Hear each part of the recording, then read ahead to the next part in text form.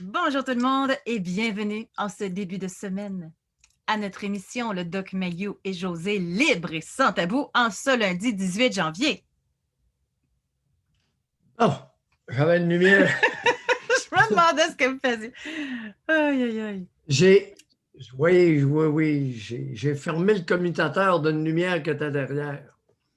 Et j'utilise ma béquille comme prolongement Excellent. de mes extrémités. Oh, Bon je suis matin, tellement José. contente. Doc, hey, mais c'est même pas encore tout le monde qui est connecté parce que je sais qu'on en a plus qu'à l'habitude parce qu'on a des nouveaux abonnés. 1, 2, 3, on a déjà 5 mains de levée. Ça part bien la semaine? Ouais, chers abonnés, pendant que vous vous installez pour ne pas en manquer, José, Oui. une petite histoire. Hier matin, j'écoutais en faisant mon entraînement matinal l'actualité à la télé. Alors, généralement, c'est LCN, Radio-Canada, RDI et CNN, plus CBC, le canal anglais. Ça fait que 2 francophones, 2 anglophones, 3 Canadiens, 1 Américain. Bon, quelle ne fut pas ma surprise en écoutant distraitement une femme se glorifier de son contrôle parental avec ses enfants sur les cossins Internet, je ne sais pas quoi. Bon. Mais elle parlait des contrôles parentaux, puis elle était très fière de son coup. Et d'affirmer, cette charmante femme, un enfant sera toujours un enfant. Wow! J'ai été surpris. Là, je me suis bien écouté. Pardon? Un enfant sera toujours un enfant. Et là, elle déblatérait. Et l'animatrice de s'exclamer à un moment donné, n'en pouvant plus, de s'abreuver à ses paroles. C'est une maman de 3 adolescents.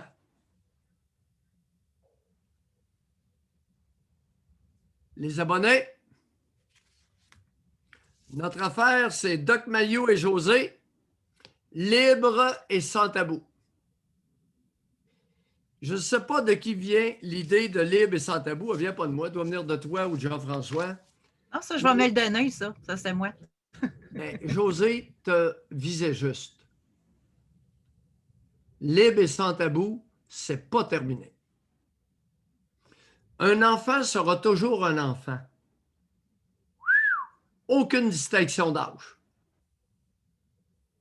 Cette femme se glorifiait et nous apprenons, après 15 minutes, 10 minutes, 15 minutes, c'est une maman de 3 adolescents. J'eus aimé que ma mère vienne faire un petit contrôle parental quand j'étais adolescent.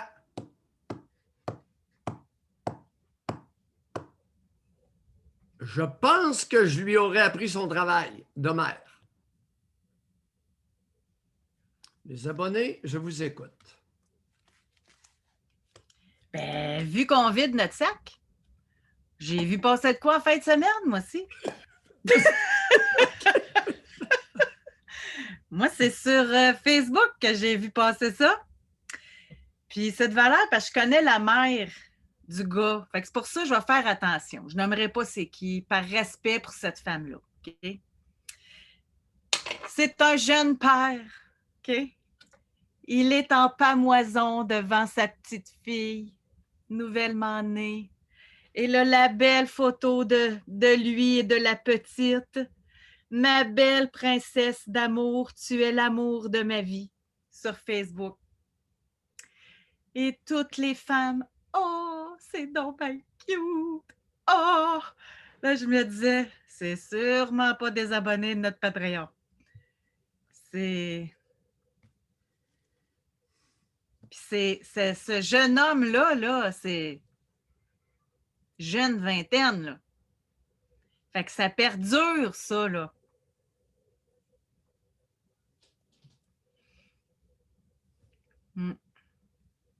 Fait qu'effectivement, cette petite fille-là qui deviendra grande va sûrement s'abonner à notre émission à un moment donné.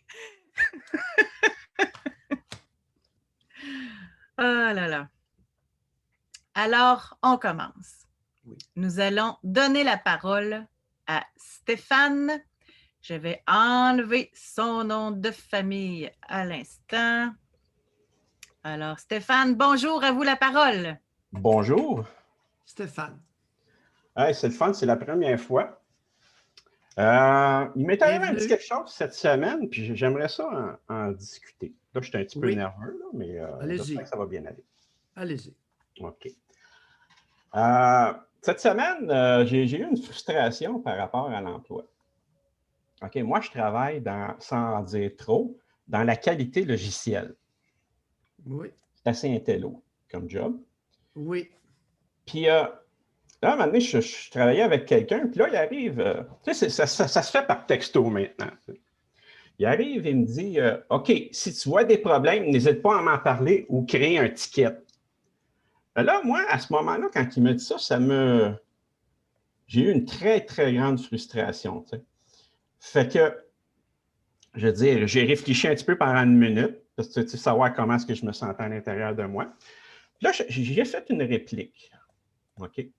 Là, j'arrive, j'ai dit, tu dis tellement des choses superflues des fois. Là, je fais un wink.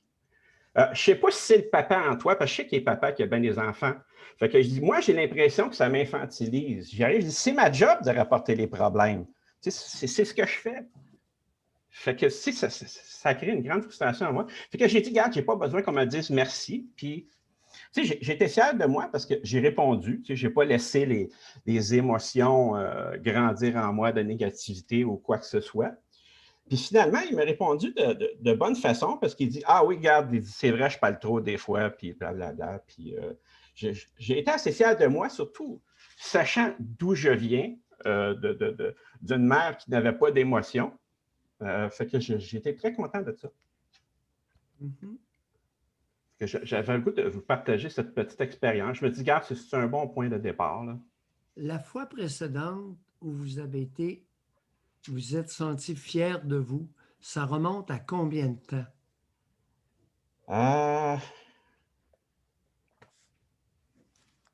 Ça fait un petit bout. Je ne pourrais même pas m'en rappeler.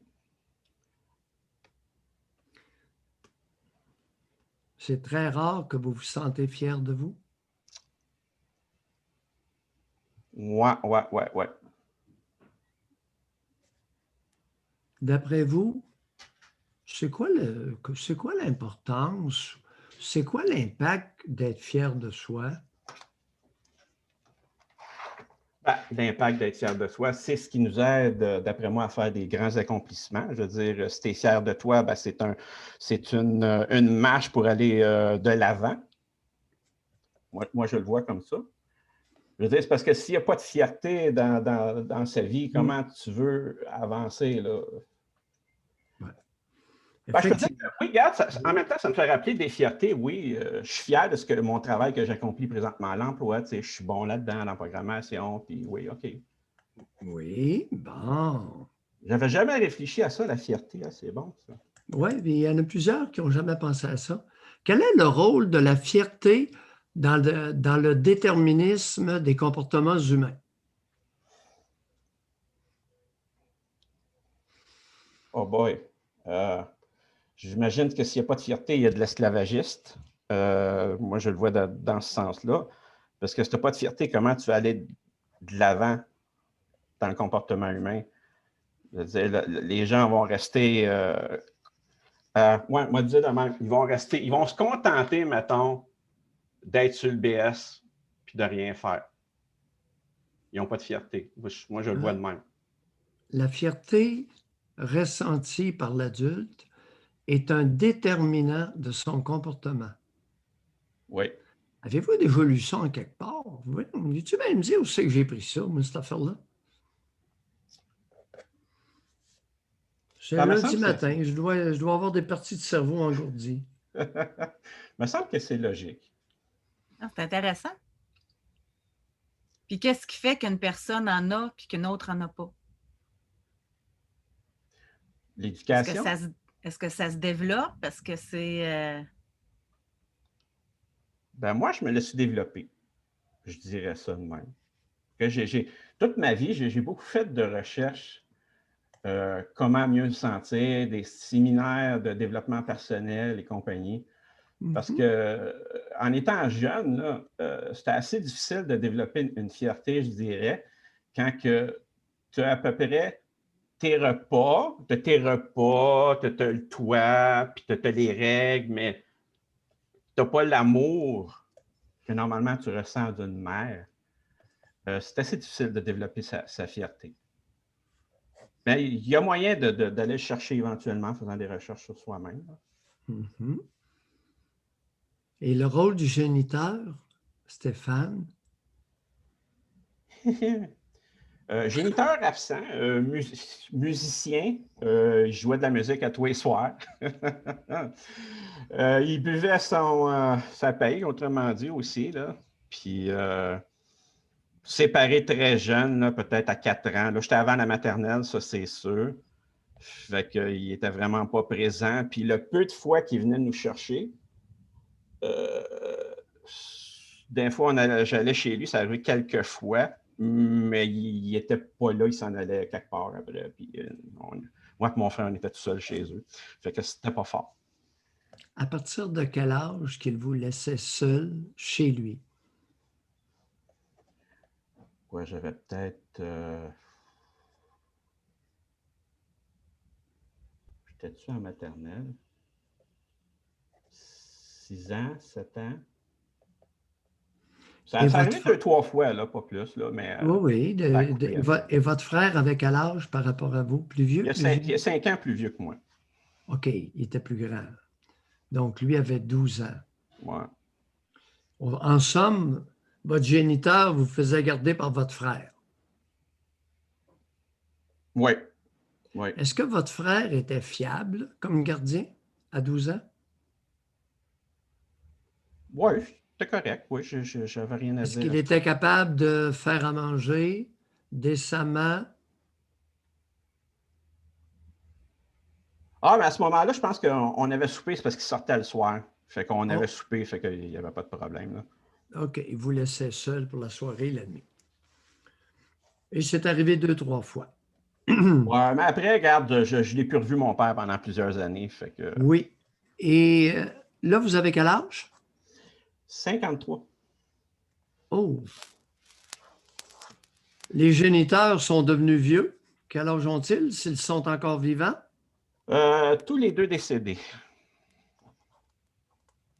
Grand bien leur face. Je serais curieuse de savoir si c'est à partir de leur décès que vous avez fait l'exercice d'essayer de vous connaître davantage. Ah non, j'ai commencé bien avant. Okay.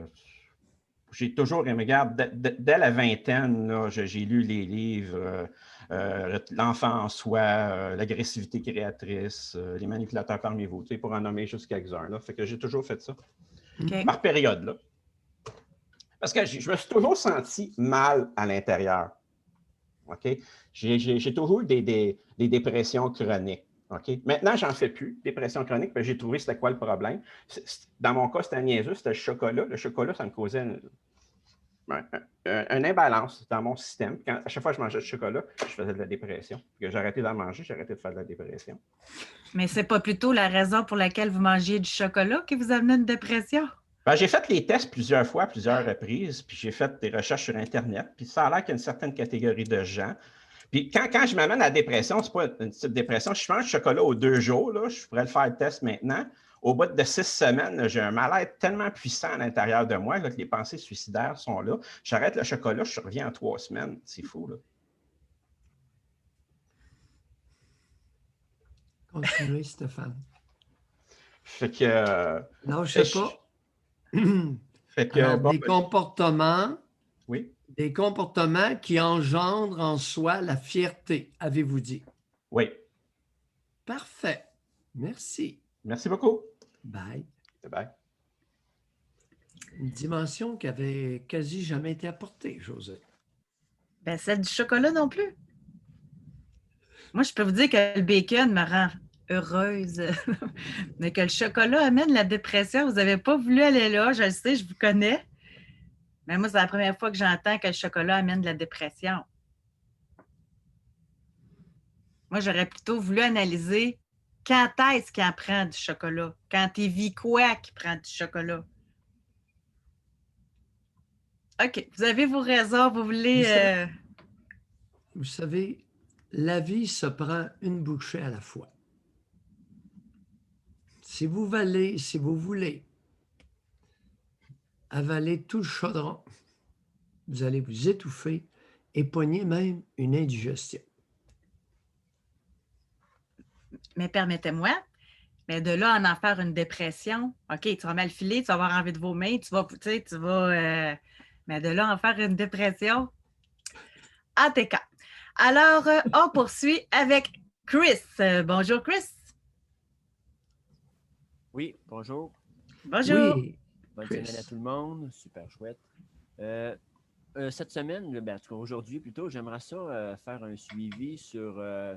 la semaine passée, on avait parlé là, brièvement de ma mère et de sa mère, mais là, il y a une question que je me suis toujours posée, Doc Mayou, puis j'ai jamais vraiment compris le pourquoi, comme on dit. Fait que quand j'étais jeune, autour de 9-10 ans, j'ai toujours eu peur d'aller chez mon père, puis j'ai toujours eu peur de mon père, mais j'ai jamais compris pourquoi exactement. Puis j'aimerais ça qu'on puisse essayer de décortiquer pour qu'est-ce qu'il y en a. Continuez. Fait que, bon, dans le fond, quand que je suis né, quelques mois après, mes parents ils se sont divorcés.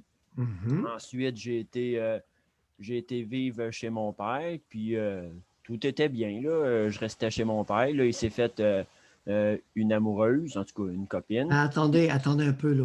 Oui. Vous êtes né, vos parents se sont divorcés, vous êtes allé vivre chez votre père. Oui. Là, vous allez être beaucoup plus précis, là. Oui, OK, parce que je l'ai en même temps. Merci de me ramener parce que je l'ai compté un petit peu à l'envers quand je m'écoutais parler, je me disais, oh, c'est pas tout à fait ça. Fait que merci de la précision. Reprenez-vous, pas de problème. Oui, donc, c'est ça. Quand que je suis né, quelques mois après, mes parents se sont divorcés parce que mon père il avait trompé ma mère. Bon, léger Oui. détail. Fait que il a trompé ma mère, il est allé vivre avec la personne avec qui avait trompé ma mère. Puis, quelques temps après, toujours avec sa deuxième femme, autrement dit, ben, il y a eu 2 enfants. Puis, ils ont vécu ensemble. Puis, moi, je restais avec eux autres. Ils ont vécu ensemble peut-être. Attendez un peu. À quel âge que vous avez quitté la maison de votre mère pour celle de votre géniteur? Bah, je devais avoir peut-être 10 mois, 7 mois dans ces coins-là. Bon, ben regardez, Chris, là, ça ne marche pas. Ben, vous êtes en train de nous dire que votre père a eu votre garde légale comme bébé à 10 mois? Parce que ce qui est arrivé, moi je suis né, bon, moi ça ne me dérange pas, je vais le dire, donc je suis né en novembre 81. Bon. Oui. Puis autour de été, mettons, 82, c'est là qu'ils se sont divorcés. Puis mon père, il a trompé ma mère. Puis ma mère, elle a pété une méga giga grosse dépression en lien avec ça. Puis mon père... Là, on commence à jaser, Chris. On commence à se dire les choses telles comme elles ont été. Voilà. Là, vous prétendez que non seulement votre génitrice a pété une dette, mais c'est parce qu'elle était cocu. Ouais. Vous allez nous faire avaler ça ce matin? Ah, ben moi, c'est ce qu'ils m'ont dit. Si je vous disais que votre père s'est payé une relation extra-conjugale parce que votre mère s'est payé une méga-dette, vous diriez quoi? Ben, de ce que j'ai su, elle n'était pas en dette avant le trompage.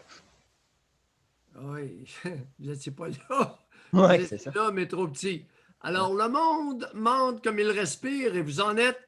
Votre histoire en est un excellent exemple. Imaginez-vous donc, une bonne femme qui est cocu pète une méga-dette à cause de la relation extra-conjugale. Force est de conclure que votre génitrice était faible intérieurement et je suis très poli. Votre génitrice, imaginez-vous donc, n'avait aucune capacité maternelle. Ça, je vous le donne. Bon, merci. Je pense qu'on n'ira pas beaucoup plus loin que ça un matin. Alors, l'idée derrière l'intervention, c'est arrêtez de vous mentir à vous-même, de vous dire n'importe quoi. Ça n'avait pas de sacrement de bon sens, votre histoire, à partir du premier mot. Alors là, vous allez aller revisiter l'histoire puis vous informer au besoin. Voyons si le fait de cocufier une femme provoque une mégodep chez elle. Et l'extraction Donc, du on bébé de insiste 6 au mois. point de... C'est ça, j'allais dire, au point de se débarrasser du bébé, là. Ben voyons! On vous a menti effrontément, mon petit Chris! Ben, vous avez un bon point. Ben, je me souviens que ma tante, avant qu'elle meure, il y a quelques années, elle m'avait dit que mon père, il jouait avec ma cousine parce qu'elle a 1 an de plus que moi. Fait que mon père, avant mettons 1 an et quelques avant que je naisse, il jouait avec ma cousine. Puis là, ma mère, elle a vu ça. Puis là, elle a pété une coche. Puis là, mon père, il a dit « Ouais, ben, si t'en veux un tabarnak, moi t'en faire un enfant. » Blaf. Fait que finalement, j'ai été comme pas désiré non plus en plus. Non, non, non. Hop. Non, attention! Je viens tout juste de vous faire une mise en garde. Là, vous êtes en train de tirer une conclusion énorme. Je n'étais pas désiré. Peut-être pas par la bonne femme, mais peut-être par le bonhomme. Ben, c'est parce que si le bonhomme, il dit « Ouais, tabarnak, si t'en veux un enfant, moi t'en faire un. » C'est pas tant désiré, à ma connaissance.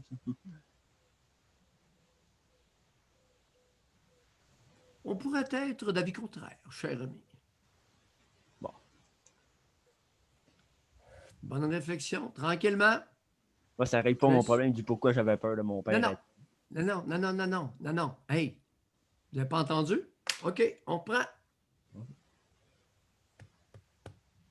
C'est quoi la recommandation que je vous ai faite? Vous m'avez dit d'aller réfléchir puis d'enquêter sur vraiment ce qui serait vraiment passé. Afin de cesser de fabuler ou de vous mentir à vous-même. Ça va être difficile parce qu'il me manque tout le temps, de toute façon, à la base, ou ils s'en rappellent plus, ou ils s'en calissent, puis où ils me le disent pas. C'est pour ça que je fais mes propres conclusions. Chris, vous êtes doté d'une intelligence certaine. Alors, dans votre cas, je vais être obligé de vous dire, allez réfléchir. Allez vous servir de ce que vous avez entre les deux oreilles. Vous vous faites compter n'importe quoi, puis vous avalez les couleuvres. Voyons.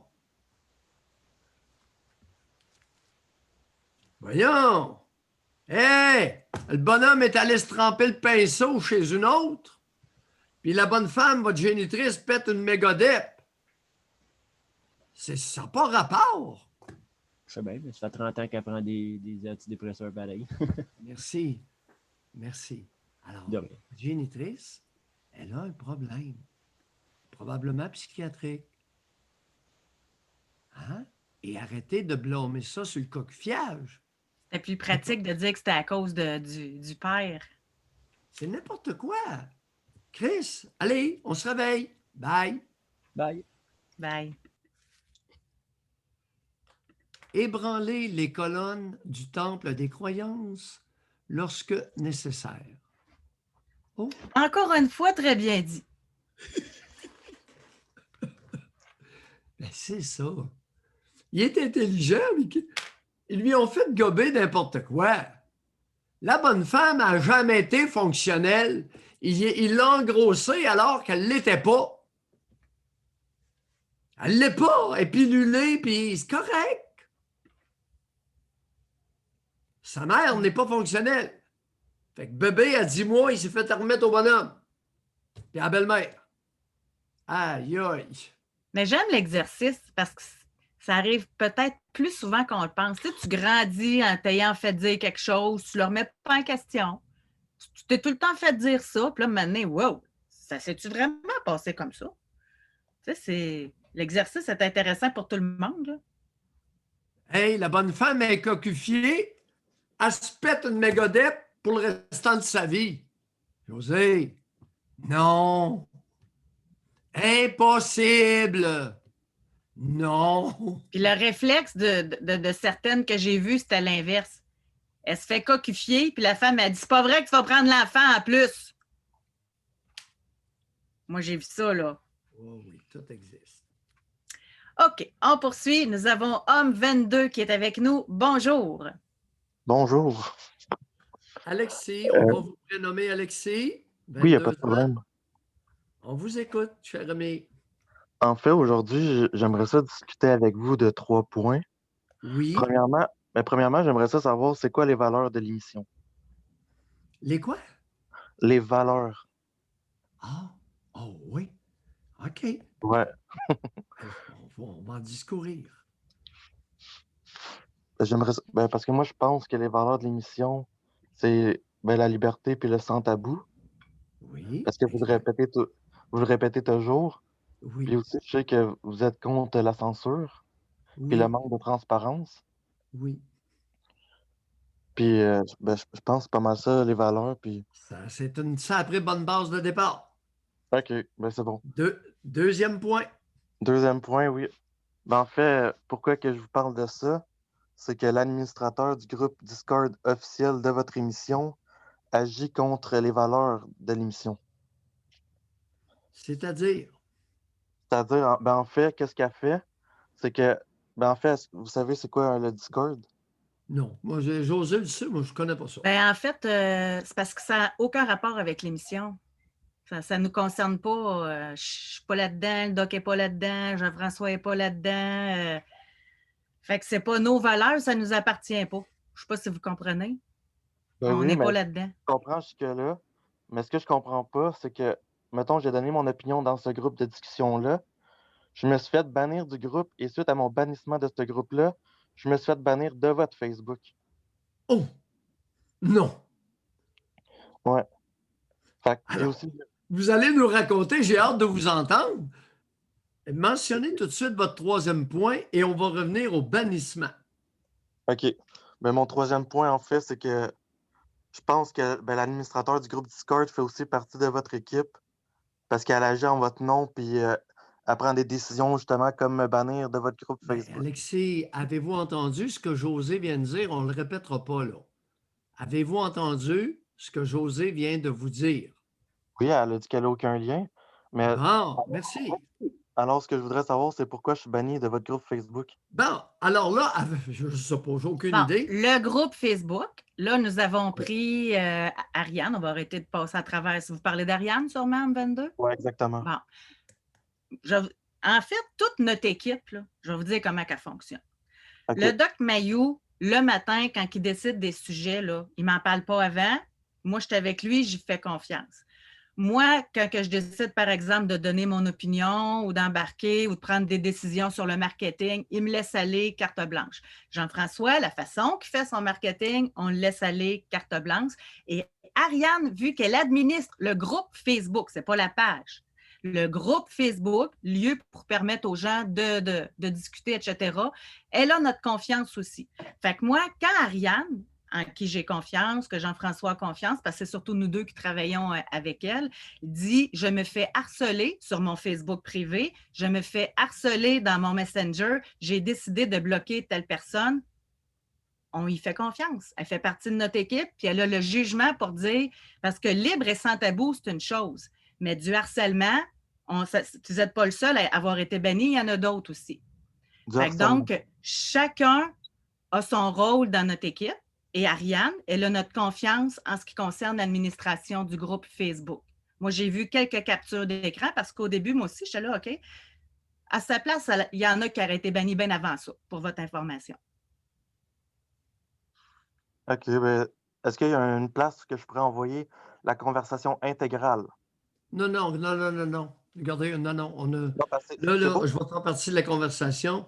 Vous allez nous dire une chose. Ouais. Quelle opinion avez-vous émise qui a provoqué le bannissement du groupe et de la page Facebook? OK. Ce qui s'est passé, en fait, c'est que dans un groupe musical sur le groupe Discord, il y a un gars qui a mis une photo de son pénis en érection à travers son pantalon. C'est ça qui s'est passé. Là, Alexis, oui, quelle opinion avez-vous émise qui a justifié un bannissement? OK, l'opinion que j'ai émise, c'est que j'ai dit que la conversation qui avait lieu sur Discord, ça ressemblait à des femmes en chaleur après un gars en manque de cul. J'ai été automatiquement banni de ce groupe libre et sans tabou. Bon, ben, vous l'avez dit, là. Vous l'avez dit. Répétez-le. Quelle opinion? Répétez ça tranquillement, je vais l'écrire. OK. Ça ressemble à une gang de femmes en chaleur Après un gars en manque de cul. après un gars en manque de cul. Oui, où est le problème? Ben, je ne sais pas. C'est ça que je me demande. Bon, Il est où le OK. problème? C'est un groupe Alors là, libre et sans tabou. imaginez-vous donc que vous avez eu la chance de le dire en ondes. Libre et sans tabou. Ben, Avez-vous autre exactement. chose à ajouter? Non, ça va. Ça va être tout pour aujourd'hui. Merci. Oui. Bye. Ben, c'est ça, libre et sans tabou. Vous avez l'air d'une gang de femmes en chaleur après un gars en manque de cul. Ben, big deal. Eh oui. Il y en a qui peuvent penser des choses comme ça. Imaginez-vous donc. La raison pour laquelle on permet aux personnes de s'exprimer, c'est pour savoir qu'est-ce qui bouillonne dans leur cerveau. C'est dit? On passe à notre appel. Oui. Isabelle, 42, bonjour. Oui, bonjour, j'appelle sur Play. Voilà, dans 2 secondes. Bonjour, j'espère que tout le monde va bien en ce lundi. Écoutez, moi, je vais bien, là. Ma réflexion sur ma rage, tout ça, ça sent bien.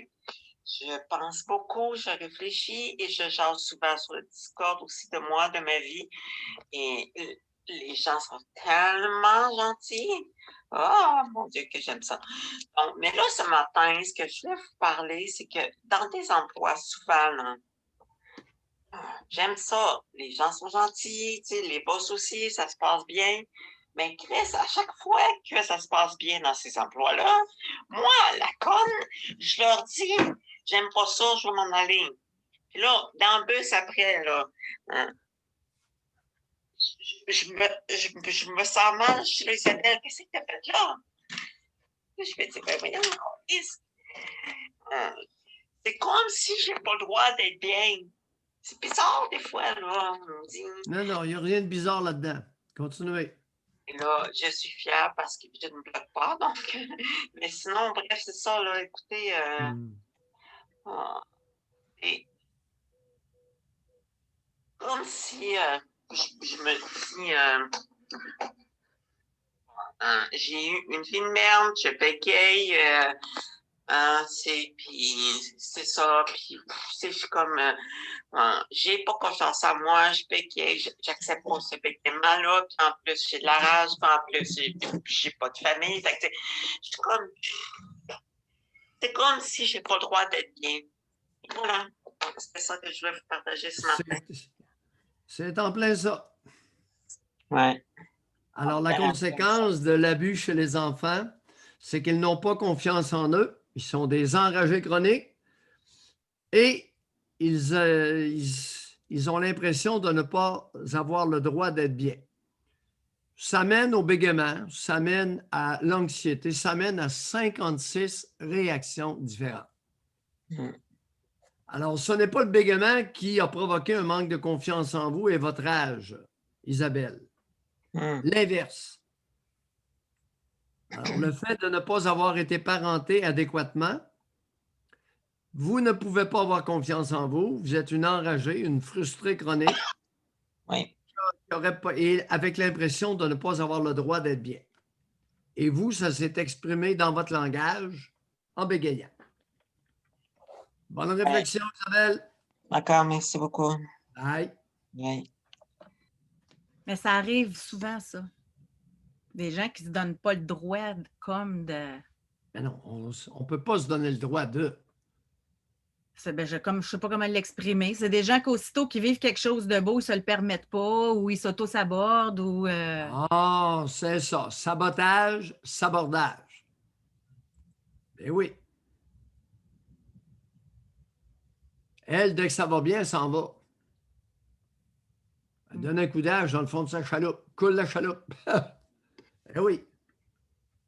Parce que il y a des éléments de rage refoulés qui ne pourront plus être actifs en sourdine.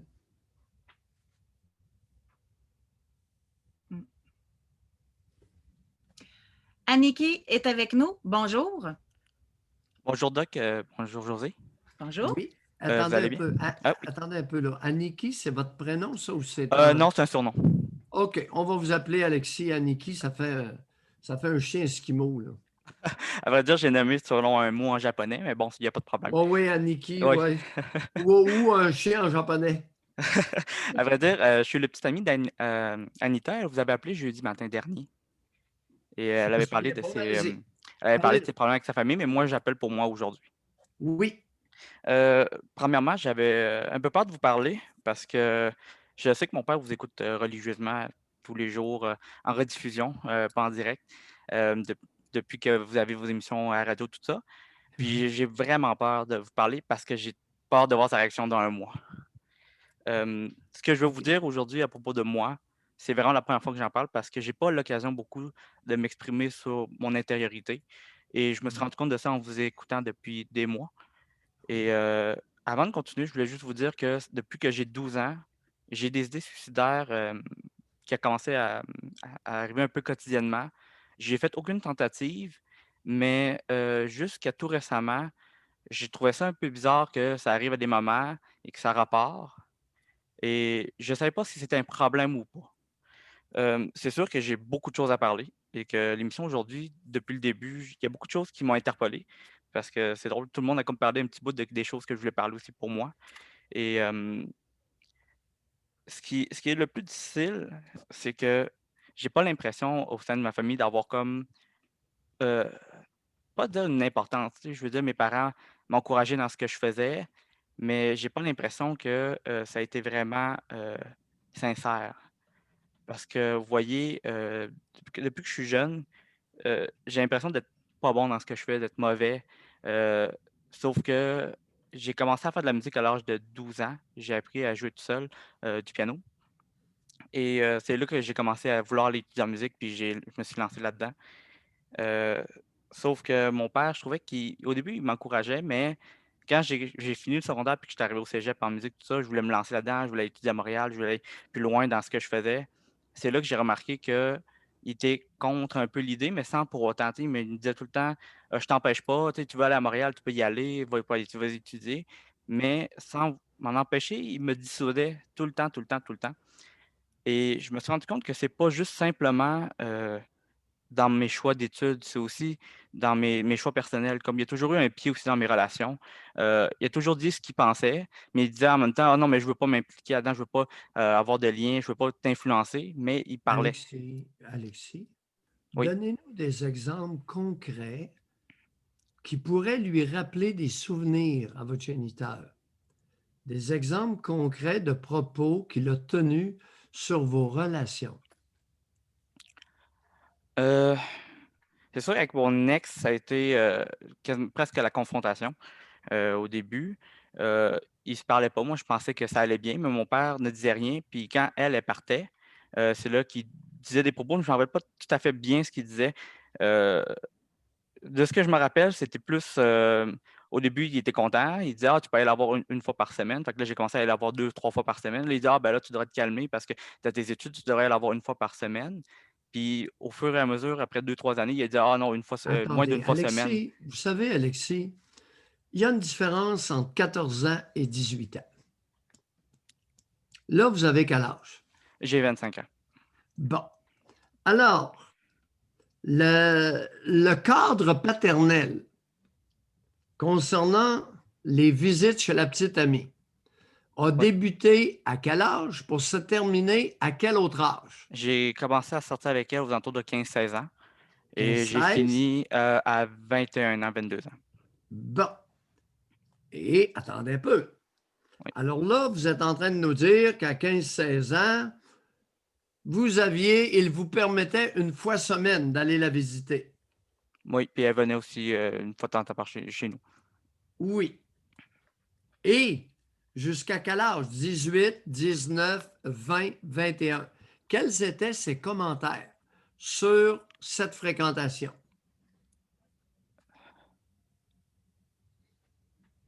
Souvent, les soupers chez nous, on aimait ça manger des bons repas. Et souvent, elle les mangeait à contre-cœur, puis mon père faisait commentaire là-dessus, comme, ah, elle n'aime pas ce qu'on mange, tu sais, si elle apprécie plus, elle devrait plus s'intégrer, puis c'était sur des propos de ce genre-là. Sinon, il y a quelques fois, il y avait aussi fait, je ne me rappelle pas c'est Lou, c'est mon frère qui a fait un commentaire parce qu'on avait des rapports sexuels juste à côté de la salle à manger parce qu'on a une petite chambre à côté de la salle, puis c'était ma chambre à ce moment-là. Puis je crois qu'ils m'ont surpris une ou deux fois durant la nuit, mais je veux dire, ils ont fait le commentaire dans la journée, comme ah, peut-être faire un peu plus attention, vous faites un peu trop de bruit. Puis ça m'a beaucoup coupé à certains moments. Puis Devant tout le monde? non, c'était tard le soir. Non, non, Donc. non, non, non, non, non. Les commentaires, les Ah non, non, reproches, c'était dans la journée, non, c'était juste mon père et ma mère qui étaient là. les deux, père Oui, et mère. oui. Ah, votre mère était là. Ça dépendait des Et, journées, oui. et leur chambre était-elle contiguë à la vôtre? Non, eux, ils étaient au-dessus de la cuisine. On a une maison à 2 étages, fait que ils sont au-dessus. Et vous avez entendu Oui, durant parce que la nuit?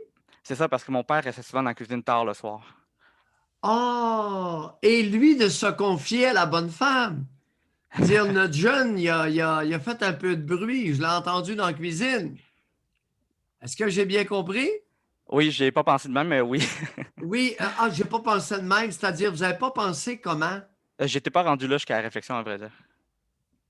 Maudit, c'est pas notre matin, José.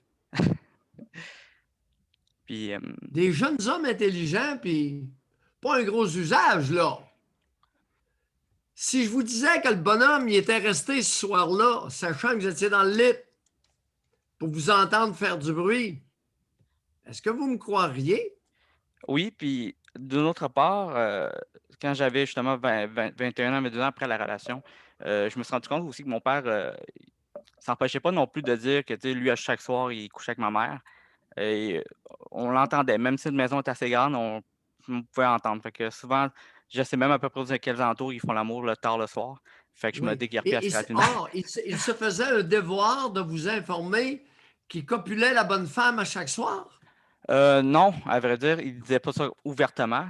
Mais quand on a des discussions, des fois, tout le monde ensemble, ben, il disait ouais, moi, ma vie sexuelle, ça va bien, puis tu sais, je vous empêche pas de faire le vôtre non plus. Puis, donc, on finissait par discuter, puis il parlait de ça un peu rapidement Mais, par-ci, par-là. Alexis, regardez, pourriez-vous, s'il vous plaît, ne plus jamais copuler dans la maison familiale? Ah, ben oui, c'est fait. Ça fait 2-3 mois que je suis plus chez nous, donc. Bon, merci. Non, non, mais même lorsque vous habitez là, Oui. pourriez-vous trouver une place un peu plus discrète que dans votre chambre, adjacente à la cuisine? Ben, à vrai dire, je suis rendu aussi dans le sous-sol, fait qu'à un moment donné, je me suis un peu éloigné de la chambre. Bon. Sauf que ce qui est difficile aussi, c'est qu'on est vraiment nombreux dans ma famille. On est 5 enfants. Donc, et les grands-parents aussi sont là. Oui. Alors, raison de plus pour ne pas copuler dans le clan, Oui, d'accord? oui, c'est ça. Ben, ce que je Et faisais, je le dis pour ceux qui écoutent, là. oui, Tu sais, mettez-vous, mais comme les chats, pas comme les chiens.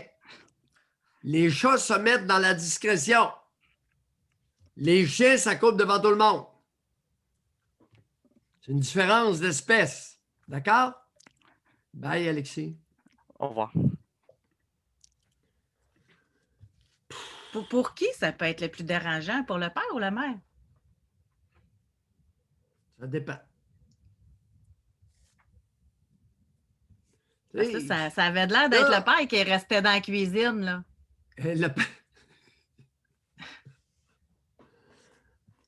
Est-ce que vous croyez vraiment qu'il restait dans la cuisine pour entendre les bruits que faisait son gars? Les auditeurs, faites-vous aller. Ou plutôt les bruits que faisait l'ex du gars. C'était peut-être ça. Ou les bruits que pouvait émettre la compagne. Oui, c'est ça. Imaginez-vous donc la compagne d'Alexis, elle était belle. Imaginez-vous donc la compagne d'Alexis, elle était très belle. Ce matin, José, Brigitte Macron fait une sortie en France. Elle déclare qu'elle n'aime pas l'inceste, les relations sexuelles et les transgressions intrafamiliales. Brigitte, elle n'aime pas ça. 2021, la première dame de la France dit « Hey, l'inceste, là, la sexualité intrafamiliale, on va se calmer et on va laisser ça tranquille. » Ça vous dit-tu quelque chose? Les relations amoureuses, parents-enfants, les relations sexuelles, les transgressions sexuelles. Ça fait 30 ans que je vous lave le coco avec ça. Brigitte est tannée. On ne fait pas un grand peuple là, avec une gang de bozos qui transgressent la sexualité à l'intérieur de la famille. C'est clair ou c'est pas clair? Gênez-vous pas d'appeler. Puis Ceux en qui tout sont pas temps, d'accord. puis en tout temps, vous le savez, à partir de maintenant, à partir de la semaine dernière ou même l'autre d'avant, vous pouvez écrire réaction et on vous donne la parole. Aussi simple que ça, en tout temps. Là, on va parler avec Alexandre. Bonjour, Alexandre. Bon matin. Alexandre, Je vous appelle un peu pour parler tantôt, on parlait du contrôle parental. oui. J'ai vu, ça fait quelques années, je vous dirais, mais là, on dirait que c'est de plus en plus présent dans les médias. Je vous dirais, c'est au niveau des annonces à la télé. Peut-être que c'est... En tout cas, avec le Doc Mayou, j'ai les oreilles sensibles aux mots papa et maman. Et on dirait qu'il y a une sorte de courant qui essaie de normaliser le mot papa et maman dans les annonces à la télé, dans les publicités. Oui. Donc, par exemple, si on parle, par exemple, d'annonces de barres tendres ou de biscuits, des choses qui sont peut-être vraiment pas bonnes pour les enfants parce que c'est bourré de sucre, on dit comme slogan, « Les mamans savent ce qui est bon pour les enfants ». Je trouve ça un petit peu ordinaire. On voit aussi, en tout cas ça, c'est d'autres choses, là, des systèmes des systèmes de reconnaissance vocale ou pour faire des appels. Par exemple, quand on veut appeler quelqu'un, on peut simplement dire à l'appareil, par exemple avec Alexa, « Alexa, appelle maman ». En ce cas, on essaie comme de normaliser le mot « maman ». Aussi, on voit des familles avec des pères, pour montrer comme une sorte d'unité familiale, un père qui va jouer avec sa jeune fille, qui doit avoir à peu près entre 5 à 10 ans, et il joue avec elle à se maquiller.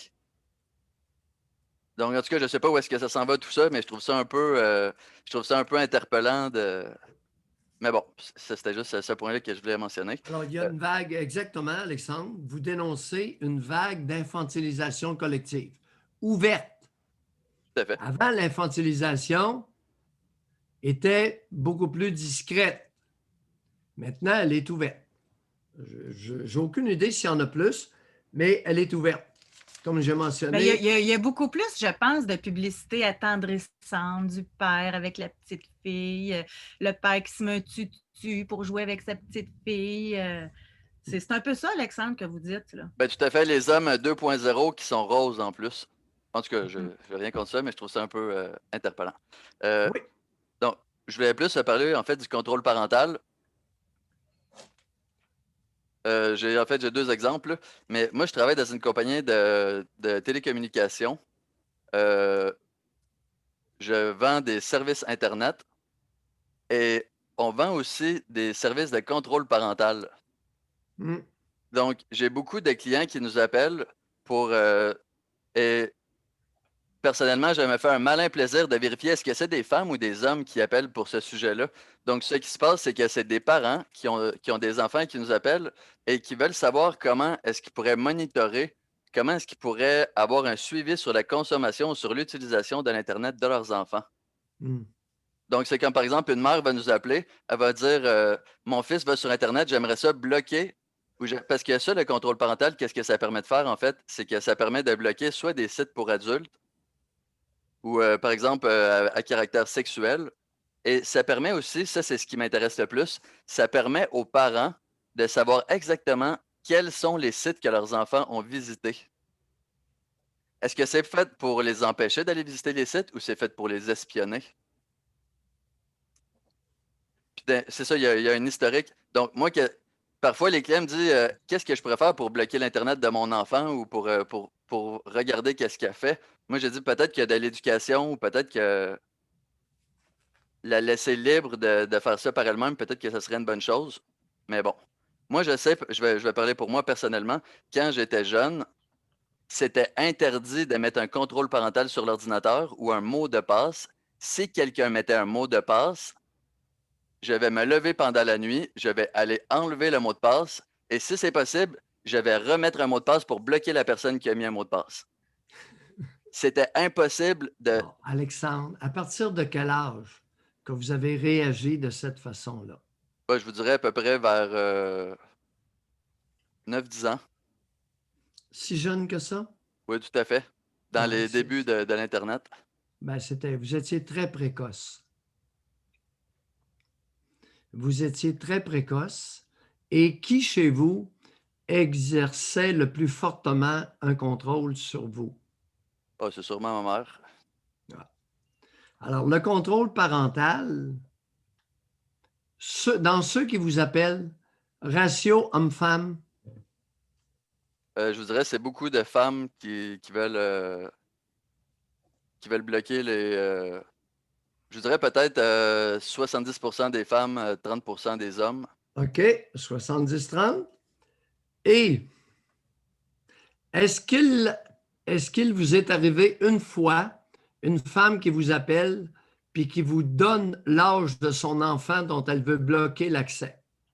J'essaie de poser des questions pour avoir plus de détails, mais c'est assez difficile, mais je vous dirais... Est-ce qu'il habituellement, vous est arrivé qu'une femme, demandant un contrôle, un blocage, vous fasse mention spontanément de l'âge de son enfant? Oui. Dans quelle proportion des appels ça arrive? Pas beaucoup, je vous dirais peut-être 20-25%. Alors, dans 80% des cas, la bonne femme appelle, elle pose des questions sans mentionner l'âge de l'enfant. C'est exact. C'est ça que vous nous dites? Oui. C'est votre expérience. On appelle ça un fait. Votre expérience à vous. Je n'aurais pas d'autre chose, Alexandre, pour ce matin, pour vous. C'est bon, j'ai juste parlé de ça, que c'est un phénomène qui est assez Oui. répandu. Oui. Et là, on parle de contrôle pour les enfants, mais il y a peut-être aussi des contrôles parentaux qui existent ou qui sont utilisés pour les adultes. Mais ça serait un autre sujet. Ah oui, il y en a. Il y a des hommes qui surveillent absolument. Ils installent, vous connaissez ça sûrement plus que moi, là, mais il y a un genre de logiciel, là, puis la personne est capable de voir sur un autre ordinateur ce qui s'écrit, ce qui se dit, puis même en temps réel, là. Plus particulièrement, je vous dirais aussi avec les voitures récentes, quand on a une application, la plupart des voitures récentes sont connectées. Il suffit simplement d'avoir l'application avec le nom d'utilisateur et le mot de passe et on peut savoir en tout temps où est-ce que la voiture se trouve. Alexandre, avec ma bagnole, à chaque mois, sur ma tablette, je reçois l'itinéraire de tous les endroits où je suis passé. Exact. J'ai jamais rien demandé. J'ai un petit cossin d'Elantra. Puis, la première fois que j'ai fait le saut, je dis « Hein? » Je mentionnais une photo. Je me rappelais pas d'être allé à une place. Puis, il a fallu que j'y pense vraiment beaucoup. Puis, oui, j'étais allé. Et même, ça calcule le nombre de minutes que vous êtes resté à un endroit précis. Aïe, aïe. Tabarouette. Oh oui. Je reçois ça chaque mois, José. Non, mais pour ceux qui sont obsédés, là, tu sais, les jaloux, là, possessifs, là, ils ont de quoi s'amuser, là. Hein, ils ont plein de trucs pour alimenter leur jalousie, puis... Aïe, aïe, aïe. On en reparlera, Alexandre, ce serait un bon sujet pour une prochaine fois. Merci de la contribution. On en parlera de la jalousie. Oui, on oui. apprend ensemble. Je trouve ça vraiment intéressant. Mesdames, vous avez entendu? S'il y en a qui l'ont vécu, là, j'aimerais ça, lever la main. Là. Hey, les contrôlantes, les contrôleuses, si j'étais à votre place, je me sentirais un petit brin visé. Alexandre, il vend du gugus de contrôle parental. Il vend des gugus de contrôle maternel sur les enfants. 80% des bonnes femmes ne déclarent pas spontanément l'âge du gamin. 8 ans puis 15 ans, est-ce que c'est pareil pour vous autres? Excusez, je reviens là-dessus. Là. Oui. Il y a quelqu'un, Alain, qui dit « C'est plein pour les selles et le logiciel n'est pas visible. Puis ça coûte 35 pièces par mois. » Puis vous êtes capable de... C'est bien ça, là? C'est quelqu'un qui va nous l'expliquer. Moi, j'aimerais ça. Je veux savoir si c'est une légende urbaine, là. La personne, elle peut... Un exemple, là, que... Doc, là, vous voulez surveiller ce que votre blonde écrit. Vous auriez accès à tout ce qu'elle écrit, là. Messenger, tout ça en temps réel, là. Hey, c'est du contrôle, pas rien qu'un peu, là. José. Oui. Dans un dossier où j'ai œuvré jadis naguère, il n'y a pas trop longtemps, c'était le cas. Et dans un contexte de séparation, ça a été très utile. Ah bon? Concernant la garde des enfants. J'en dis pas plus. Moi, ça serait un contexte qui amènerait la séparation. J'en dis pas plus, mais savoir que quelqu'un fait ça, puis qu'il m'espionne, qu'il n'y aura même pas de réflexion à y avoir. La décision se prendrait facilement. Bye! Hey. Ben, il y en a qui sont subtils. Ça, je vais toujours m'en souvenir. Là, parce que comment ça... tu sais, avec notre téléphone, là, trouver un ami, là, en tout cas... tu es capable de savoir sur ton cellulaire, sur Apple, OK? Tu t'inscris le courriel, puis tu sais l'auto est où. C'est le monde qui donne ça volontairement, là, OK? Puis là, la femme avait dit à son mari, j'aimerais ça être capable de te suivre, parce que comme ça, quand tu traverserais le pont de Québec, moi, je saurais que tu es rendu là, puis je pourrais partir mon souper. Ben oui, toi. Parce qu'elle voulait être prête pour partir son souper. Puis le gars, là, tout niaiseux, ben oui. Fait que là, la madame, elle suivait partout. Elle savait partout ce qui était. Alors, on poursuit avec Alexis 25. Bonjour. Oui, bonjour à vous deux. Bonjour, Alexis. Oui. J'appelle pour faire un suivi sur un appel que j'avais fait initialement cet automne concernant un choix de carrière. Puis vous m'aviez dit spontanément, vous êtes un loser, juste pour vous remettre en contexte. Je me rappelle très bien. Certains appels m'ont frappé plus que d'autres. C'est pour ça que je mentionne le loser. Je ne le ramènerai pas, mais je voulais mettre en contexte. Allez-y, on vous écoute. On avait été sur ma mère, puis suite à ça, moi, j'avais cessé la relation avec elle, puis j'avais expliqué que ça m'avait semblé être comme de mettre fin à une relation avec une conjointe. Ouais. Puis vous m'aviez dit, allez macérer quelques semaines, puis on se reparlera plus tard, parce que ça venait juste d'arriver. Et j'ai macéré. Donc, c'est la raison de mon appel aujourd'hui. Lâchez-vous! Ce que j'ai découvert après, je pense que ça fait à peu près 6 semaines, l'effet principal, c'est que j'ai plus de facilité à la voir comme elle a été. C'est-à-dire, elle était collante, elle était jalouse. Par exemple, il fallait qu'on s'appelle quasiment à chaque semaine, elle m'envoyait des textos. Elle s'est introduite dans des décisions de carrière que j'essayais de prendre en essayant en me suggérant des domaines d'études à faire, par exemple. Oui. C'est l'effet principal que ça a eu de mettre fin à cette relation-là. Puis, suite à ça, il y a mon géniteur... Attendez, allez pas trop vite. On va y venir au géniteur. C'est bon, tranquillement. Écoutez, il y a plus que ça, là. OK, vous avez mentionné que depuis 6 semaines, là, vous avez une espèce d'ouverture à la voir davantage telle comme elle a été. Hein? Oui. À la voir comme elle a été. Collante, jalouse, s'immisçant dans des décisions de carrière, des décisions très importantes sur votre devenir. Exactement. Continuez la liste. Arrêtez-vous pas là, là.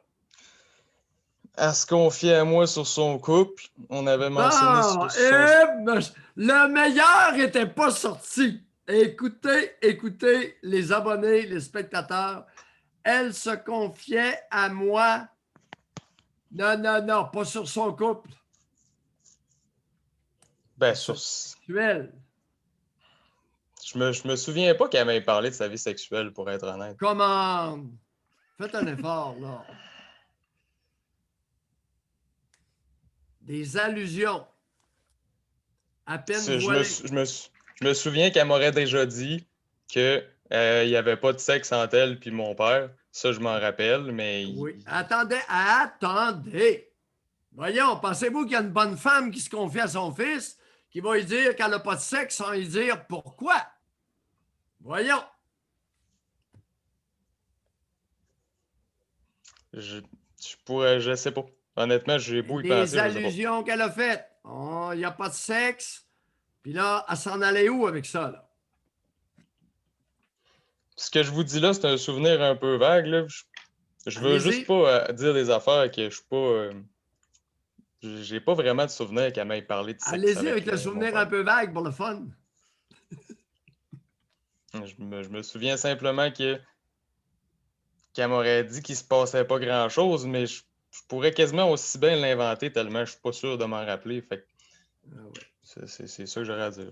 Oui, mais qu'est-ce qu'elle déplorait? Qu'est-ce que votre géniteur n'avait pas que vous, son enfant chéri, avait? Ben, une chose est sûre, c'est que dans ce temps-là, j'avais des fréquentations, puis elle le savait. Puis, ça m'arrivait de partir, par exemple, le soir, puis de partir en auto, puis de revenir le tard, parce que ben, j'allais me copuler dans un char à quelque part dans le bois. Là. Ben, je pense qu'elle savait. Là. C'est justement une des raisons qui fait qu'à un moment donné, elle est allée voir dans ma vitre de char pour voir.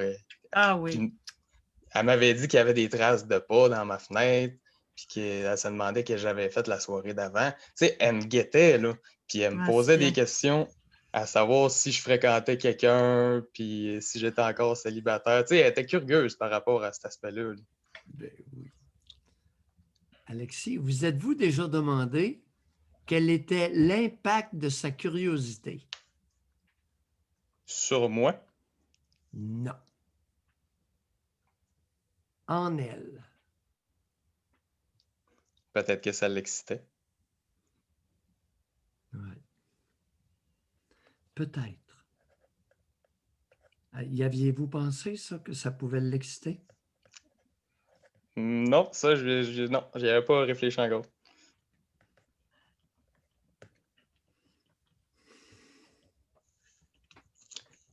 Lorsqu'elle vous a mentionné qu'elle n'avait pas eu ou peu de sexualité avec votre géniteur, saviez-vous qu'est-ce qu'elle était en train d'essayer de vous dire? Non. S'il était comme toi, j'en aurais. S'il me faisait l'effet que tu me fais, j'en aurais. Comment vous trouvez ça, de vous faire dire ça ce matin? Ça me surprend moyennement, on dirait. Là. Qu'est-ce que ça vous fait de vous faire dire ça? Ça m'écoeure. Bon, merci. Une écœurante. Ça m'écoeure. Mais il y a 3 mois, quand je suis allé la dernière fois, je la sentais proche, comme collante, puis qui veut... je m'éloignais, puis elle s'en venait proche, puis elle voulait me montrer quelque chose. Je m'en calissais, mais elle voulait être proche, je le sentais. Ça se sent, ça, là, c'est pas compliqué, là. Oui. Ben oui. As-tu laissé traîner ses mamelles un peu sur vos bras ou quelque chose? Ah, ça avait pu, elle l'aurait fait. Mais... Estif. Ou des fois où j'arrivais, parce que c'était en région, puis moi, j'étais en ville. Des fois, je revenais la fin de semaine pour les voir. Puis là, elle voulait me coller, tu sais. Puis moi, je dis non. Ah ben là, elle est frustrée. Là. Ah, là, tu veux pas me coller? Puis là, elle a parti sur une bulle pendant 1 heure, je pense. Là. Elle était vraiment offusquée là, que je dise non, tu me touches pas. Tu me colles pas, là, c'est bon. Vous savez, je pense qu'on va, José, on va parler de Brigitte Macron, la conjointe du président français, assez souvent. Brigitte Macron, la conjointe du président français, Alexis, est défavorable à l'inceste. Puis écoutez, là, elle a référé à l'inceste physique complet, mais l'inceste psychologique ou les tentatives Il y en aurait de transgression comme la bonne femme fait avec vous, je pense que Brigitte, elle n'aime pas ça. Puis en plus, c'est subtil, ces affaires-là. Racontez. C'est que c'est... Mais, tu sais, dans ce temps-là, le fait qu'elle soit frustrée parce que je ne veuille pas accoler, je ne la catchais pas. Mais là, avec du recul, tu sais, je le vois bien qu'elle était jalouse puis qu'elle voulait... Elle voulait le contact physique, elle voulait un bec avant de partir, elle a envoyé des textos. Dis-moi quand t'es arrivé à telle ville. C'est l'enfer. Hein. Puis jusqu'à quel âge que vous aviez, là, le plus vieux qui a fait ça? Je dirais 23, 24. Ça fait pas si longtemps. Là. Ouais. Puis, ce qui m'intrigue, là, c'est qu'après ça, c'est le bonhomme qui m'appelle, OK, parce que là, je suis pas allé voir pendant le temps des fêtes, évidemment, qui m'appelle, puis là, il me chante une poignée de bêtises, il me sac après, puis là, il me dit, écoute, ta mère est en pleurs, tu viens pas à voir, tu sais pas ce que tu fais à la famille. Puis là, il en a parlé avec l'oncle, il en a parlé avec la grand-mère, puis là, il trouve ça bizarre que je vienne pas y voir. Puis il m'achale, là. José, écoute, je laisse aller. C'est décourageant. Ça s'est rendu que c'est votre père qui fait commission de la mère. Là. Ah oui. Ouais. Puis il est tenace. Hein. Puis il se permet de sacrer après vous? Oui.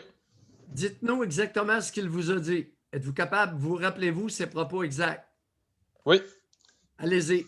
Ça ressemblait à ça. Il m'a dit, Alexis, mon Alexis, tabarnak, si tu viens pas nous voir chez nous, tu vas voir, moi, me monter à la ville où je m'en allais. Je vais monter chez vous, puis je vais aller te voir. Puis il a dit, tu m'appelleras, mon tabarnak, si tu as assez de couilles pour me parler. Parce que j'ai pas répondu à son appel. Ça donne le goût d'y aller, ça! Que ça donne le goût d'y aller! Ça l'a confirmé mon choix de ne pas être allé, justement. Dans quel domaine œuvre le zigoto de géniteur? Il est dans la construction. Il est dans la construction. Contremaître ou homme de métier? Il a fait toutes sortes de... Il a été contremaître. Il a fait pas mal tout dans son métier. Là. Il est bon là, dans ce qu'il fait. Oui, c'est un type qui a quand même... C'est pas un déficient intellectuel. Là. Non. D'intelligence, diriez-vous, légèrement supérieure à la moyenne? Je le mettrais dans la moyenne. Dans la moyenne, mais il est très habile avec ses mains. OK. Très doué. Oui. Alors, dans la moyenne, au niveau intellectuel, c'est pas un démuni intellectuel. Là. Non. Pas du tout. C'est incroyable. Merci beaucoup, Merci. Alexis. Merci. De partager, puis continuer. Lâchez pas. Au moins, la bonne femme ne peut plus venir se frotter les mamelles à loisir sur son fils. Est-ce qu'on est rendu là, Alexis? Ah ben oui, là, ça fait un bout, là. Ça fait un bout. Merci beaucoup de l'appel. Bye-bye. Bonne journée. On lâche pas, on continue. Et d'ailleurs, on a Homme 23 qui veut réagir. Alors, vous pouvez prendre la parole. Bonjour. Bonjour. Oui, autre Alexis, réagissez. Oui, ben en fait, ça fait une couple de semaines là, que je veux appeler par rapport à ça. Là. Et puis, je me demande, en fait, avec tous les appels que vous recevez, on voit à quel point les pères et les mères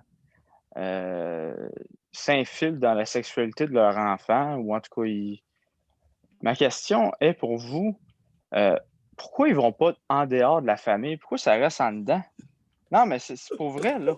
Je sais pas si c'est parce que j'ai 23 ans puis que je veux dire, j'ai la capacité d'aller voir ailleurs, là, mais c'est quoi le trip?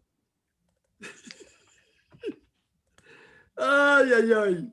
Alexis, écoute, après 43 ans de psychanalyse, j'ai une coupelle d'éléments de réponse. OK. Entre autres, il y a des femmes qui ont des garçons de 25, 26 ans, 23 ans, 21 ans, 28 ans, qui sont beaux comme des cœurs. À quelle place ces nouilles-là vont se trouver un petit mari aussi beau, aussi stimulant, aussi mouillant? Ouais. Ça fait du sens. Et, zigoto, vous pouvez inverser les genres. Il y a Même des chose. pères qui ont engendré des filles qui sont belles, ça n'a pas de maudit bon sens. Des belles princesses. Sont plus belles que la bonne femme. Un maudit bout! Un maudit bout! À quelle place qu'ils vont aller pour rencontrer une femme de ce niveau de beauté? Non, c'est sûr. Mais vous, l'avez-vous vécu, M23, pour que ça vous interpelle de même? Ben, en fait, je dirais que personnellement, je le vois plus avec ma sœur, là. Moi, j'ai l'impression que le père, là, il regarde un peu ma sœur, là. Racontez. Qu'est-ce Elle a que quel vous avez âge, là? observé? Ouais. Allez-y. Ben, en fait, elle est un petit peu plus vieille que moi, 26, 27 ans, là, je ne suis pas certain, là. Mais tu sais, c'est tout le temps, je dirais, comme vous l'avez déjà dit dans le passé, là, c'est surtout les termes qui sont utilisés des fois pour parler à l'enfant. Ouais, en tout cas, ben, là, c'est plus enfant, là, mais je veux dire à sa fille, là. Par exemple, ah, t'es tellement belle comme un cœur, je t'aime, des choses comme ça, là. Puis c'est comme. Puis tu sais, je dirais dans ma famille, la gêne, là, c'est pas vraiment quelque chose qu'il y a, là, tu sais. C'est-à-dire, Je vais vous lâchez-vous. donner un exemple, là. L'autre fois, Oui. j'étais dans la cuisine là, avec mon père, là, on mangeait. Et puis, ma soeur dans le salon, là, elle écoutait sa TV, puis elle faisait des exercices là, à distance. Là. Mais tu sais, c'était des exercices en voulant dire qu'elle se montrait assez facilement les fesses, puis dans les leggings, puis tout, là. Et réaction du Tu bonhomme? sais, bon, je pense qu'il regardait un peu, là. Je pense qu'il regardait un peu. Vous n'avez pas l'air sûr. Ben, j'essaie de peser mes mots, là, mais Mais qu'est-ce que vous Mais voulez elle, dire pourquoi par qu'elle là? faisait ça chez votre père? Reste-tu là encore à 27 ans, c'est ça? ouais, en fait, on habite encore chez nos parents, nous deux, Oui. OK. Oui. parce qu'on est aux études, là. Mais vous dites, je pèse mes mots. Qu'est-ce que vous voulez dire par là? Vous pesez vos mots?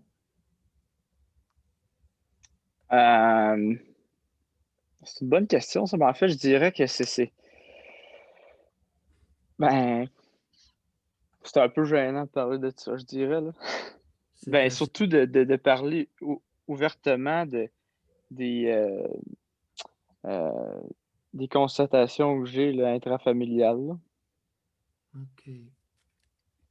En voulant dire, tu sais, je veux pas non plus inventer des choses que je vois ou Mm. tu sais, incriminer quelqu'un Ouais. Ça peut être subtil. Ouais. Ça peut être subtil, ça peut être bien camouflé.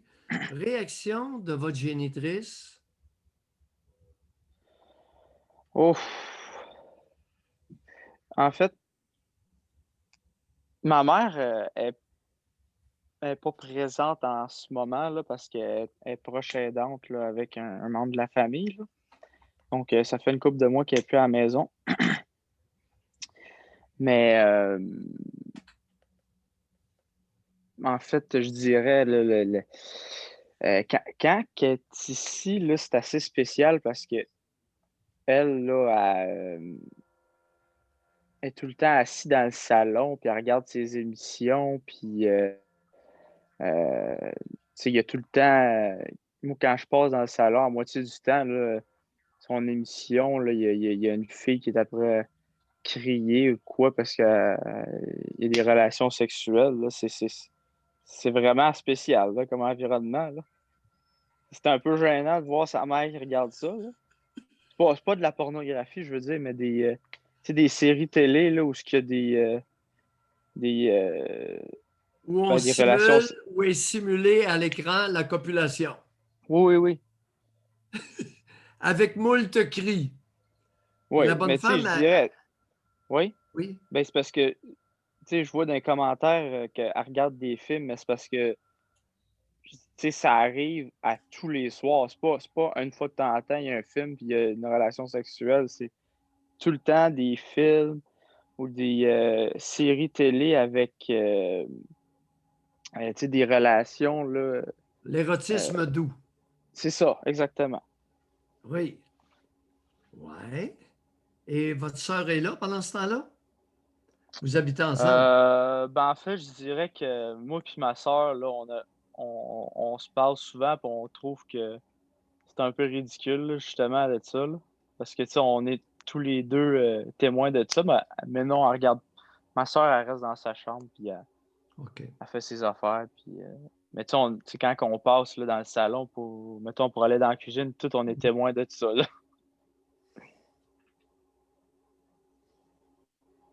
Ouais. Merci de votre réaction, Alexis. Merci de votre écoute à vous. Oui, c'est pas. Vous avez un bon point, ce n'est pas toujours évident. Ça peut être extrêmement subtil, les transgressions sexuelles intrafamiliales. Ça peut être bien enrobé. Il y a beaucoup de sales hypocrites comme parents. Oui. Bye, Alexis. Merci. Merci.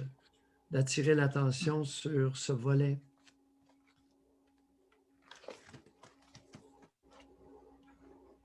Mais c'est quand même spécial. Une mère qui regarde des films à connotation sexuelle quand son fils est là, quand sa fille est là.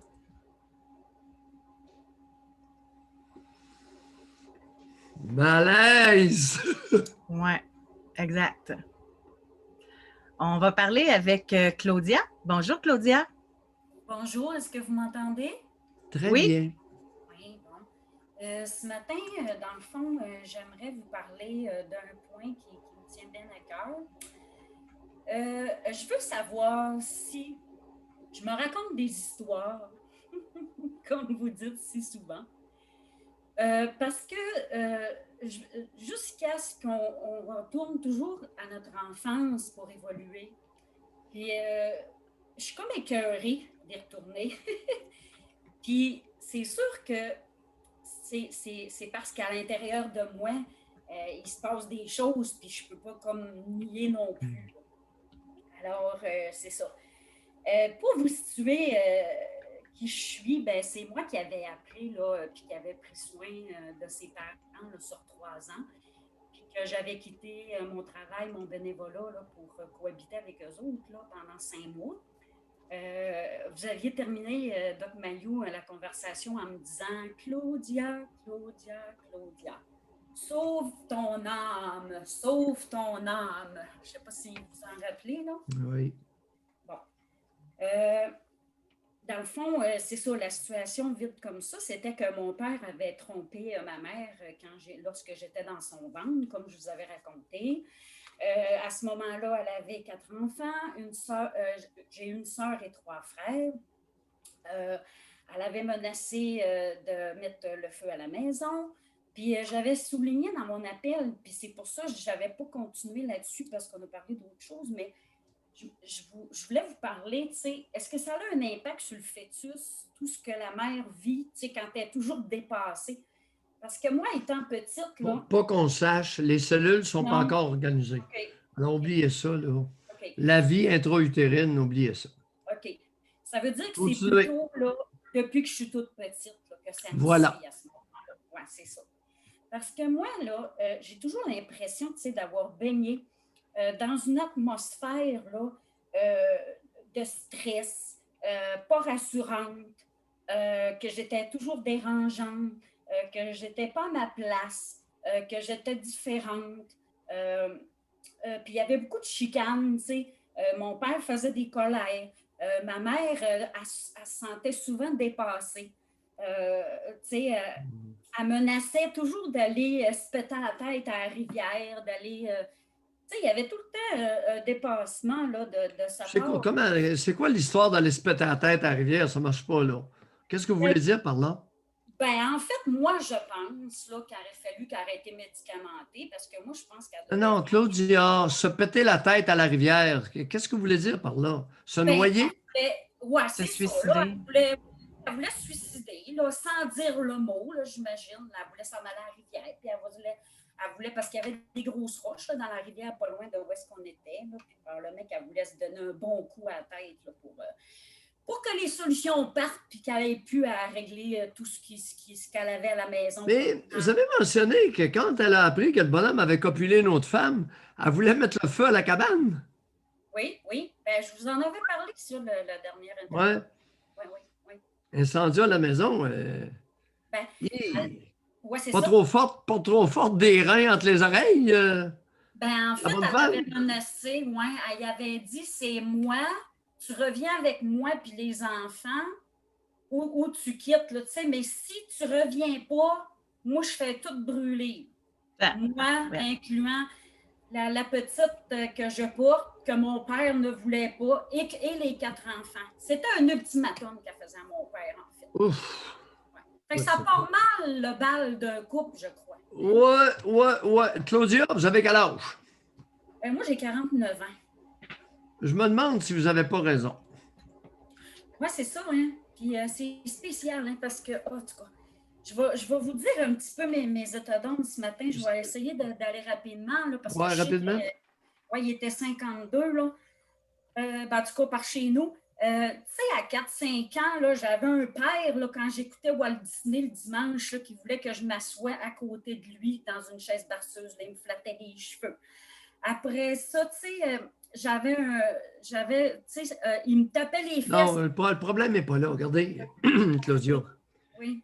Là, le problème, il est beaucoup plus profond que le bonhomme qui vous flatte, là. Oui, c'est ça. Non, mais là, il me tapait les fesses. Vous avez 50 ans, vous arrivez à 50 ans. Oui. Puis vous êtes écœuré de regarder votre passé. Oui, c'est ça. Et vous avez probablement raison. Vous avez eu 2 écœurants comme conjoints.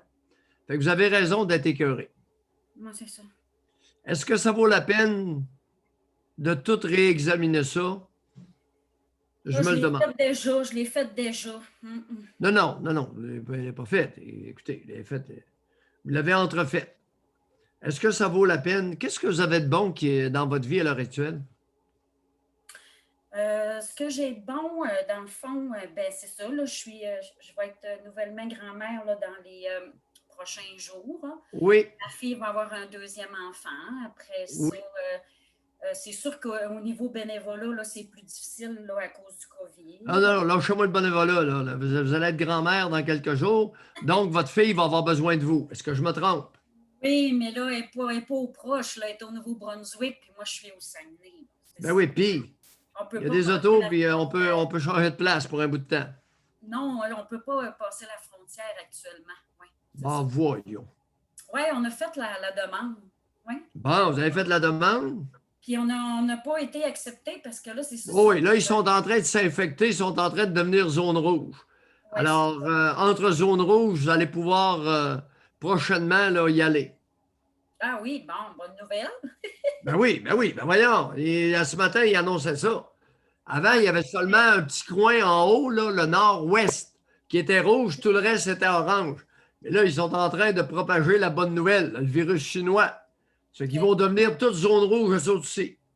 OK. Fait que Chicoutimi, vous êtes zone rouge? Ben oui. OK. Vous êtes zone rouge, alors vous allez pouvoir aller. Je ne suis pas sûre que le Nouveau-Brunswick va ouvrir ses frontières quand même. Ils ne voudront pas augmenter davantage la zone. Non, en zone rouge. Non, on ne parle pas de logique, on parle de ce qui va se passer. Pas pareil, là. Envoyez une lettre au premier ministre du Nouveau-Brunswick. Dites-lui de s'enlever les verres du nez. Votre fille a besoin de vous. Correct? Puis demandez, exigez une réponse écrite. Ouais, j'aimerais bien. Non, les nonos, à l'occasion, il faut y secouer un peu. Allez, Claudia, bye. Merci, bonne journée à vous. Bye. Concentrez-vous sur le présent, puis l'avenir a besoin de vous. Votre fille, 2 enfants, là, ça se pourrait qu'elle ait des besoins. Non, José, dans certains cas, Claudia a raison. Il y a des parents qui ont été tellement écœurants, qui sont tellement écœurants, qu'on laisse ça tranquille. Tu sais, c'est comme... J'avais l'habitude d'utiliser l'exemple au Lac-Saint-Jean, l'été, les vaches faisaient des tas de fumier. Mais c'était du fumier semi-liquide, très clair. Quand il faisait une bouse, il y avait une croûte au soleil qui se formait dessus. Ça ne sentait plus rien. On se promenait dans le champ, mais comme on était nu-pieds, parfois, on pilait dans une bouse l'été. Et là, ça sentait le diable en maudit. Il faut laisser la croûte sur le dessus. C'est là que j'ai compris. Fait que dans certains cas, c'est ça. Tu laisses la croûte dessus puis tu n'essayes pas d'avoir ce qu'il y a en dessous. On laisse la croûte puis ça pue moins. On se tourne de bord puis on ne met pas le pied dedans. Dans certains cas, oui. L'introspection, c'est pas tout le temps pour tout le monde. Mais ça l'est quand? Comment tu fais pour savoir si c'est bon ou pas? Du cas par cas. C'est le niveau d'écœurement ou c'est le niveau de la sévérité des comportements écœurants des géniteurs. Alors, regarde, on a assez entendu, là. On n'a pas besoin de plus. Mais moi, j'aimerais ça. J'ai une demande spéciale pour demain. Tu sais, on célèbre sans tabou, là. Il n'y a pas de sujet fixe. Mais là, aujourd'hui, en 2 appels, on a entendu quelqu'un dire que sa mère avait eu une dépression suite à l'infidélité. Là, cet appel-ci... Méga dep! Là, puis qui a duré 30 ans. Là, dans ce cas-ci, suite à la tromperie, elle voulait mettre le feu à la maison s'il ne revenait pas. Fait que j'aimerais ça, s'il y en a qui ont des histoires à raconter de réactions incroyables suite au fait d'avoir appris que l'ex, en tout cas l'ex ou pas, là, mais que votre père ou votre mère avait trompé... c'est souvent la mère qui réagit de même. Là, ça tombe comme ça. Non. Il y a des hommes aussi, des grosses réactions. Attendez, attendez. Les autres sont violents, c'est ça, eux autres. Moi, j'ai eu des cas dans ma pratique où le cocu avait essayé de mettre le feu à la cabane.